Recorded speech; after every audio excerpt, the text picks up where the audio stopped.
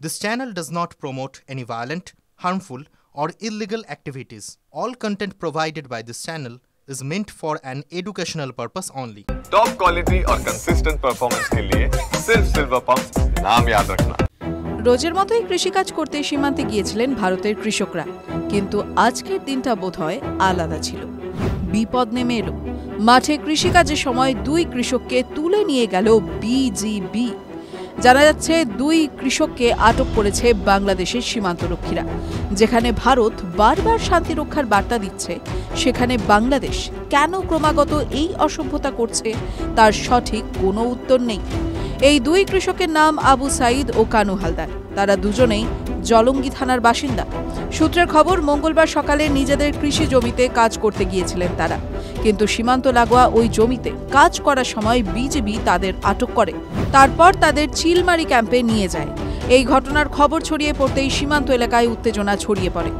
ঘটনাটি জানার পরপরই জলঙ্গির 146 নম্বর বিএসএফ ক্যাম্পে পৌঁছন চোয়াপাড়া পঞ্চায়েতের প্রধান প্রতিনিধি রাকিবুল ইসলাম ওরফে রকি। তিনি দুই কৃষকের পরিবারের সদস্যদের সঙ্গে নিয়ে বিএসএফ এর দ্বারস্থ হন। বিএসএফ ও দ্রুত পদক্ষেপ করে বিজেপির সঙ্গে যোগাযোগ করে। পানি দিয়ে পানি দিতে গেছিল, সেই জায়গায় থেকে বাংলাদেশ বিএসএফরা আমাদেরকে ওখান থেকে তুলে নিয়ে যায়। ইন্ডিয়া পুলিশের সাথে যোগাযোগ করছি, রকি ভাই নিজের সহযোগিতা করছে।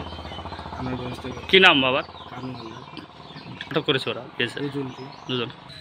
এই মুহূর্তে জলঙ্গি বিএসএফ 146 নম্বর ব্যাটালিয়নের পক্ষ থেকে বিজিবির যে সীমান্ত সুরক্ষা বাহিনী, তাদের ফ্ল্যাগ মিটিং চলছে।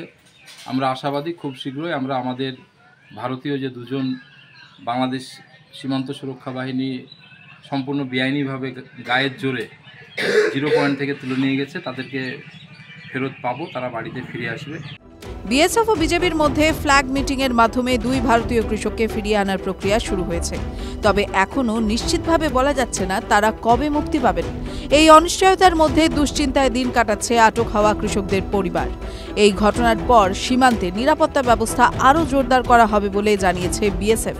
তবে কেন এই ধরনের ঘটনা ঘটল এবং কৃষকদের আটক করার সঠিক কারণ কি, তা খতিয়ে দেখা হচ্ছে। TV9 Bangla digital.